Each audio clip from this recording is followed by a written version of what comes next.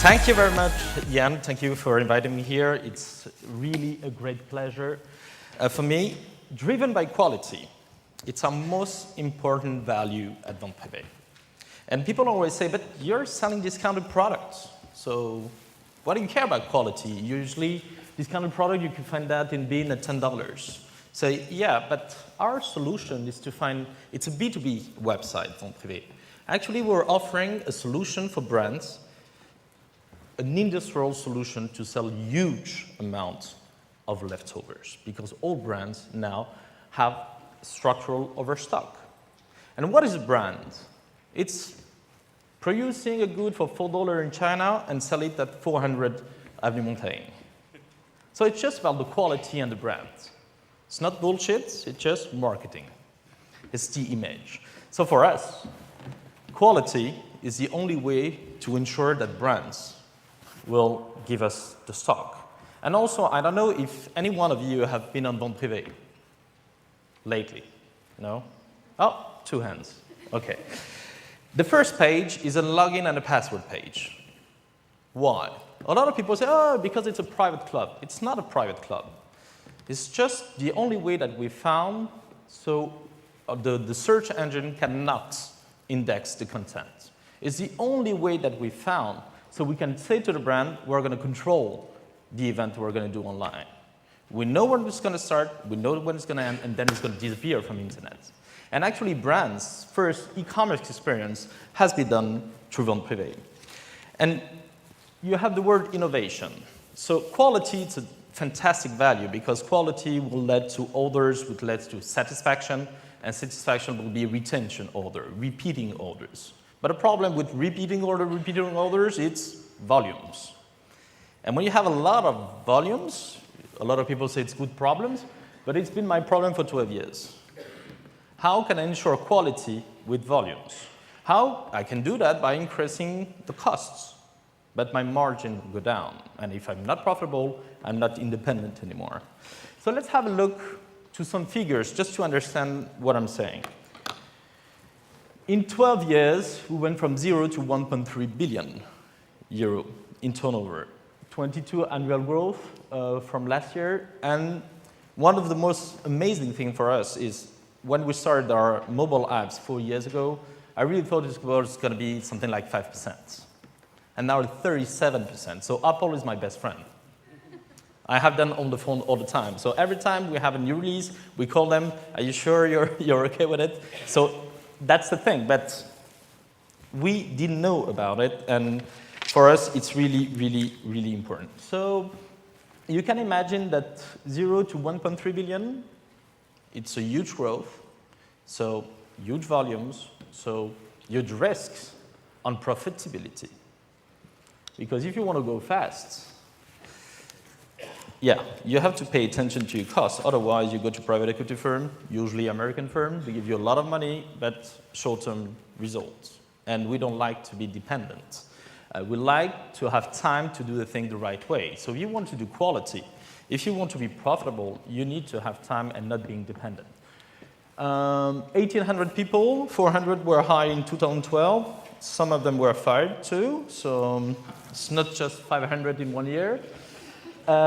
We have the two most important figures here that you have to see. It's 19 million members throughout 9 countries, 8 in Europe and in the US. In the US, we partner with American Express, so we have a different thing. But Europe, we handle that from Paris because we live in Paris, beautiful city, here too. And we gained 3 million members in 2012, and which represented 10,000 new members per day. For free. That's the magic word, free. We don't pay for our traffic. Google is not, well, I love them, I love what they do, but I don't pay them. I don't, yeah. So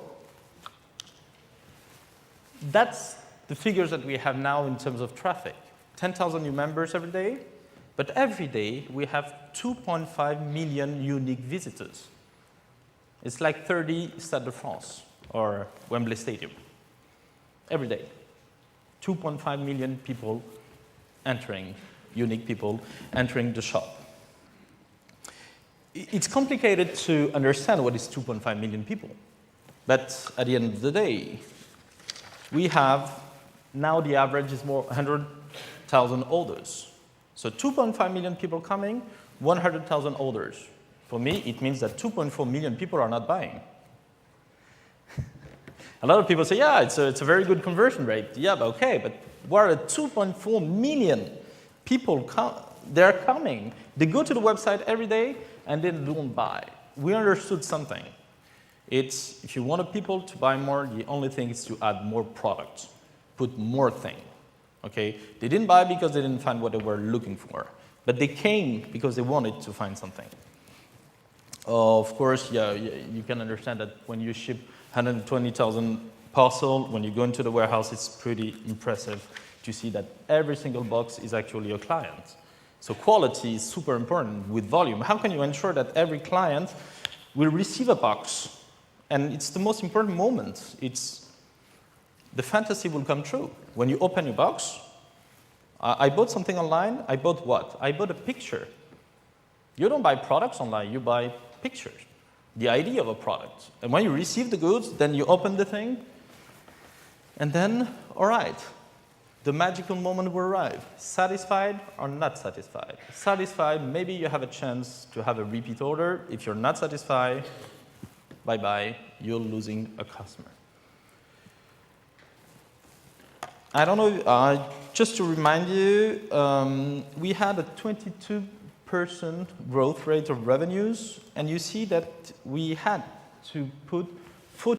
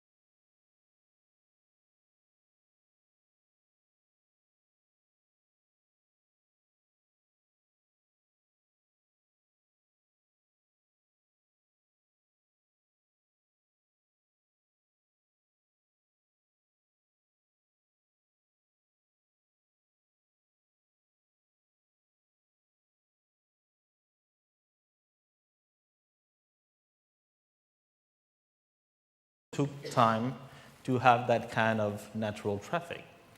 We're not in a hurry. First thing. Second thing, the model that we wanted to do is really an excess demand model. We want to have more people coming than available products. So it's scarcity. And also, the other thing, it's when I say you have to raise the number of products you are selling, the problem was the inventory, the risk inventory, buying goods. So you're going to buy 100,000 goods and you sell only 50,000. What are you going to do with the remaining 50? And we're only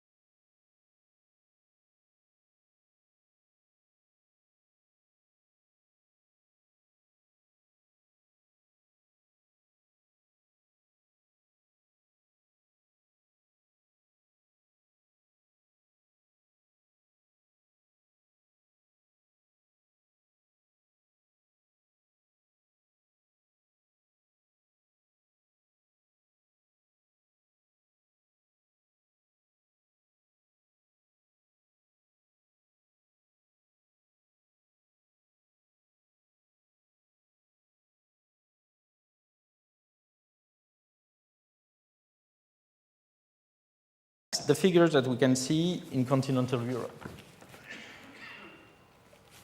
Pure players, they spend 20% of their revenue line in generating traffic. They have very poor conversion rate, 1-2%, means that 98% of the people that come and you pay for that are not buying. And then usually, because when you spend 20% of revenue, you still have 10 points of margin. Usually you outsource logistics because you're not able to have huge capex and handle your thing.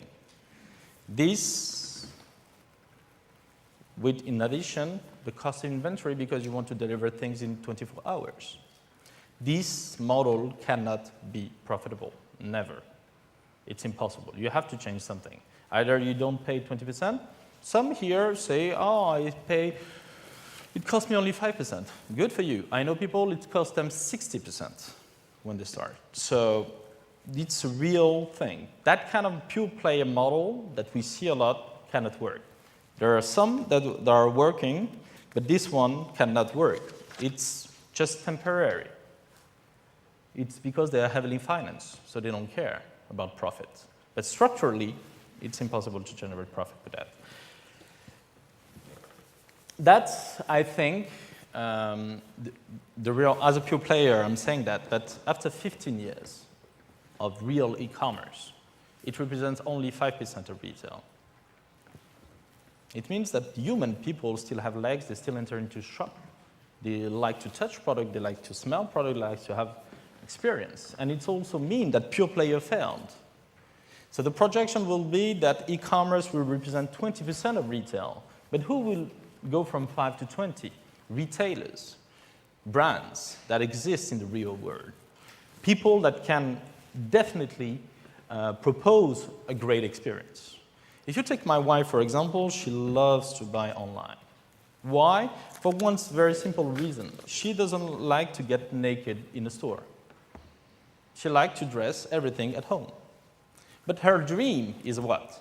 When she finds something, she tries with her accessories and everything, she wants to return in the store to exchange it to something else. Not to go to the French Post, put that in a box, return it, and get money. She doesn't care about the money. She wants the experience, the customer experience. And what's the best place than a store to do that? So pure players, there haven't been a revolution or a tsunami of pure players. Actually, they're going to concentrate because they're even more not profitable. So they will concentrate. Very few of them will remain. And really, traditional retailers, and we have beautiful example in front of us, will really take over the market because they will propose a real new experience to the customers. And I'm sure you're working very hard on that, which a pure player cannot do. You're only on a website and one click away from any competitors. So traditional retailers and brands will take over the market because brands had a lot of doubts about should I go online or not? Because they say, oh, my clients, the retailers, will they accept that I'm going to compete them? And actually, it's a very good question, but they should go because an e-commerce website of a brand is the only place on the internet where you can find all products, all sizes, all items of one brand. So you need to have that kind of product offering. Let's see what is happening in the US. In the US, out of the top 20 e-tailers, only one pure player left, Amazon. $60 billion dollars, a growth of 12 billion in 1 year. Number two is 12 billion. No, not even, 10.3. Impossible to reach. It's not a model, it's an exception. It's incredible what they're doing. So it cannot be a model. But we know now that out of the top 20, 19 are retailers or brands. And also you can see that some B2B companies are actually decreasing. So what is all about that? Why retailers will things? I told you to have another experience, but also it's a fantastic way of having 100% of your inventory in the stores. Stop saying no to customer for a retailer. Maybe they will increase their revenue, their retail revenue by 2%, which will represent more than 20% of the increase of the web. So actually, when you have someone, a customer, entering to a shop and you have an iPad and say, okay, I don't have the model here, but I have it on my iPad, I can have it delivered to you tomorrow or in stores, you stop saying no, you improve the conversion rate of a store. And that's enormous if the store raise their conversion rate. So cross-channel, omni-channel, and everything, it's just about using the new technology to have anything available anytime. And that will really be a huge, the thing that retail will go to 20%. So that's the main thing. So it's time to act. Well, in French, le moment d'agir. Why is it time to act? Because nowadays, competition is not between big players and small players. It's about fast, agile players and slow players. So you have very big companies that are very agile, that will succeed, and you have very small that are very slow, and that's the thing. So now what we have to do is really to understand that in 2013, e-commerce, it's not an IT project anymore. It's really about doing commerce. So you want IT, you have tons of vendors over there, they have beautiful piece of software. When I started in 2000, there were nothing, so I have now 200 developers. If I have to start again, I won't have 200 developers. Maybe 15 geeks. But not, I developed an ERP, I developed a WMS, I developed everything. Today, you have great piece of software, just pay. Just invest in that. So inside vente, we help brands to have a strategy, a roadmap on e-commerce. And a lot of our brands, actually, their percentage of online revenue towards global retail, it's less than 1%. So it does not exist in their organization. So you have a head of e-commerce on the side, competing with the head of retail and marketing. Everyone has his budget, all right? Because they're only at 1%. And why they are 1%? Because they don't do the right thing. They don't have a mobile platform. They don't have the right thing. Their conversion rate, I'm telling you, it's somehow 0.1%. Because usually they give this project to marketing and communication and not to merchants. So people are doing an e-commerce website, but actually it's a showroom. It's a beautiful website designed by an agency, but not by merchants. So if they do the thing right, they will be at the 5%. So that's e-commerce V2, doing the right thing, right platform, mobile, and everything. If you want to go higher, to reach the 10% bar, we recommend really to go to international before going to cross-channel. Because going to international, you'll be much more mature on your platform. You will learn a lot of things, and you will have local warehouses, local retails, local customer service. And then when you reach this stage, we say, okay, you're mature enough to go to cross-channel. Why? Because cross-channel is not about IT. It's about the organization. You know, we have tons of examples in France where the CEO say, oh, okay, I put iPads in my store, it's super good. And you go there, and you ask the vendor, oh, yeah, can you help me? No, I don't touch that. It's all about training and having people from the stores understanding the value of that.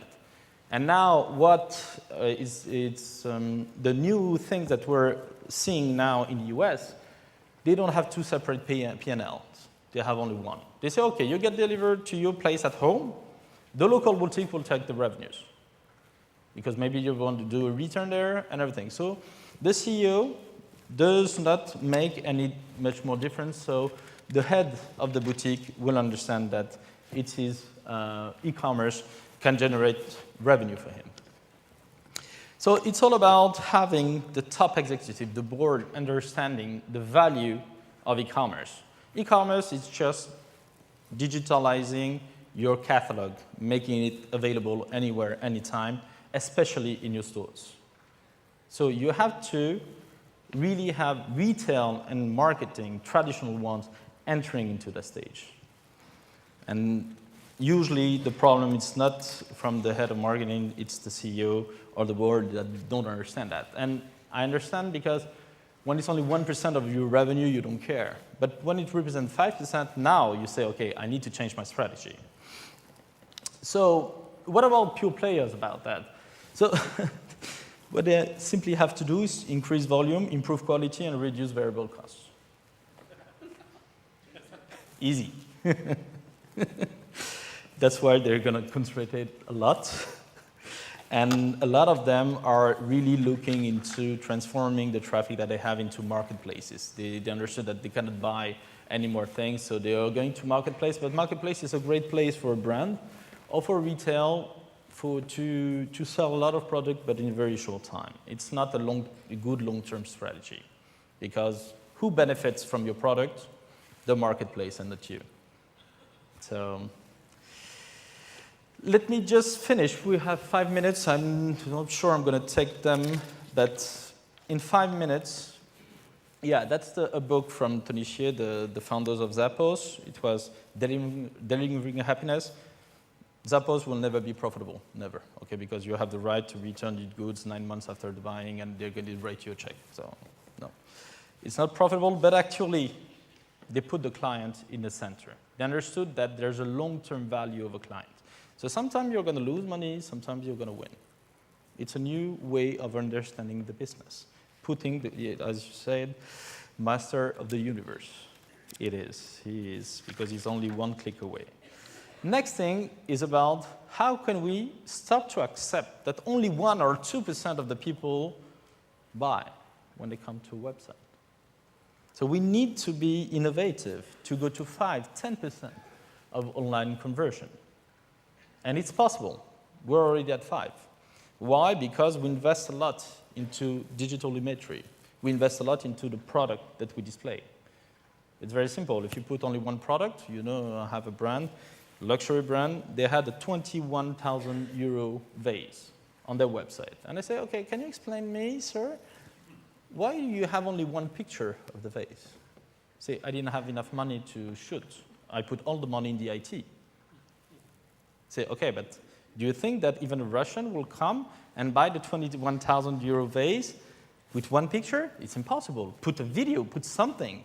You have to enhance that. And usually, because of costs, because they put everything in generating traffic and not in selling the product, the picture, you have that. Improving online conversion. So another thing is really to improve the merchandising. I have something in my pocket here. It's only 4 inches.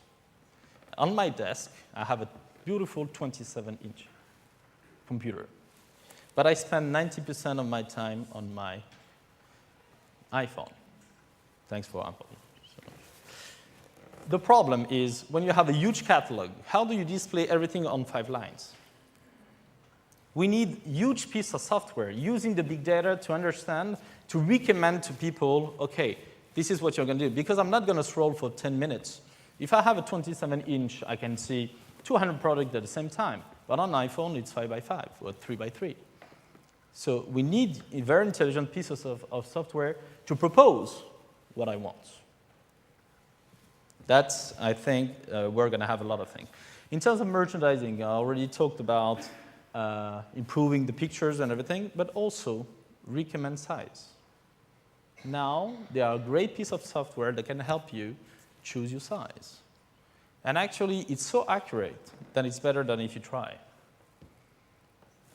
Really. So this is something that we're going to be able to buy product with so much confidence that we won't even try them. And it exists. I'm actually testing 3 of them. And improving reassurance, quality of the execution, service. We have to deliver what we say. That's the most important thing. It's about trust. If you want to have re-engaging customer, people talking about you, generating traffic, work on the customer experience. You sell online, good. You did only 20% of the work. So the first time someone buy from your website, really ask him what he thought about that. Just send him an email. Did you like it or not? If you don't say anything, he won't call you to say, I'm happy. Sometimes he won't call you to say, I'm not happy. But he will talk to his people. So improve quality of execution and quality of service by re-engaging on a one-to-one basis. Call them. That's one of the things we'll do. All right, I finish 1 minute in advance. First name, last name, email, and Twitter. Thank you.